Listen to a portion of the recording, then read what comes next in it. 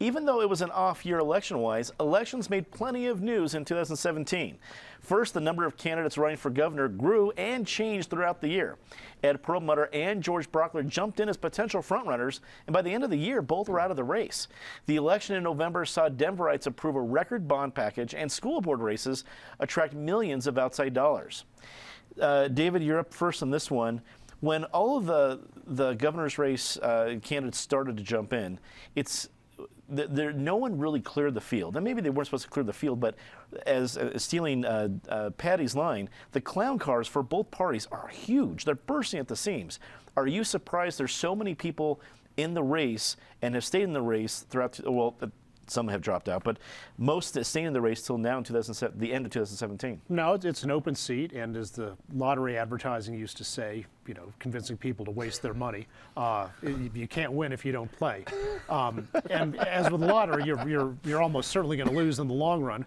But some people win, and you know there are obviously some substantial candidates in there with fairly good statewide name recognition and a solid track record on both parties. And there are some others who, you know, seem more fringy, but as the 2016 presidential election showed, you know, sometimes unexpected candidates can catch fire and win.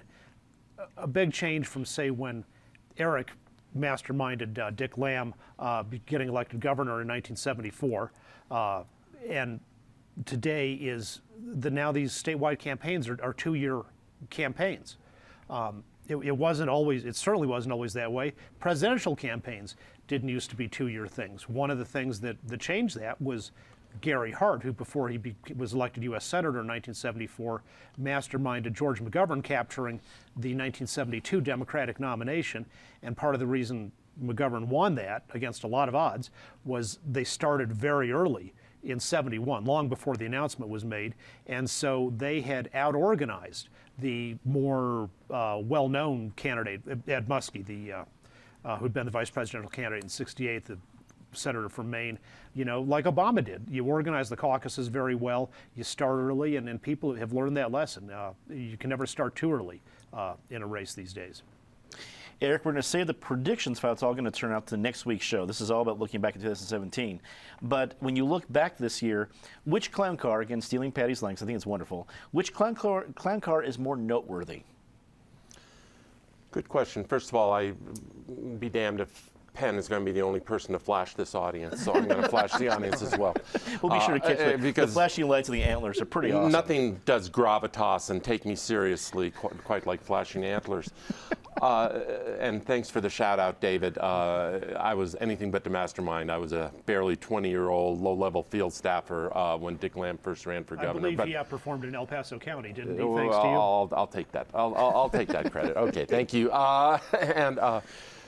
To your question, Dominic, there are credible candidates on both sides of this aisle. So I mean, I don't think it is totally fair to call either one of these a clown car.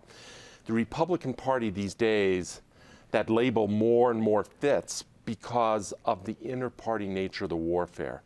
That there's a bitterness to Republican fights that you don't see. I mean, Democrats, you have conflicting ambitions, and whether it's a Kerry Kennedy, a Mike Johnston, a Jared Polis, Don Lynn, Noel Ginsburg, Ed Perlmutter before he got out of the race, you know, they're conflicting ambitions, but there's not a bitterness that you see in so many of these Republican primaries these days. You think back to, you know, the Republican field for president, and, you know, Donald Trump and a few others certainly contributed to the clown car nature of it, but there were bright, thoughtful people on that stage, but there were such divergent views of what it meant to be a Republican that contributed to, quote, the clown car description. It's going to be a wild ride here. Two people who were often regarded as the front runners didn't even stick around for a few months. Ed Perlmutter, as your question indicated, Ed Perlmutter and George Brockler. It is going to be a wild ride. It's going to give us plenty of fodder to talk about. Lastly, in terms of the election just happened a month ago, you know, in many ways there was a respite between a wild, unprecedented presidential election and what's coming up here in Colorado in 2018. But even the respite was pretty wild. I mean, even low-level school board races, whether they're in Denver or Douglas County, everything is so heated these days that low-level school board races, which used to be sleepy, are anything but sleepy or anything but tame these days. And it's just the nature of sort of the fire that is in politics right now. Penn, the story we started with, the whole governor's race in 2017, was the first domino to fall, which was Ken Salazar, who many expected was going to just walk in and say, I'm going to be the next governor and probably be the front runner, said, I'm not running at all. And that kicked off the Democratic side, probably opened up a little bit more possibility on the Republican side. But it seems that over the year, again, not predicting next year, but looking at this year, nobody has scared anybody off too much, because we even had significant entries into the race later in the year. Donna Lynn on the Democratic side, Tom Tancredo on the Republican side. What does that tell you about the 2017 lineup?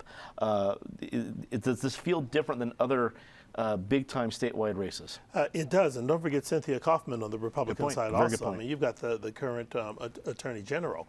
With term limits in Colorado, we have this forced cycle we go through where you get a bunch of people rushing into the race. And I think Eric's point is probably the more accurate one, where you have all these conflicting, competing, and pent-up ambitions, and there's an outlet for them every 8 years. And so you can't afford to miss your window, or maybe another 8 years or 12 years or more before you get a chance to run again.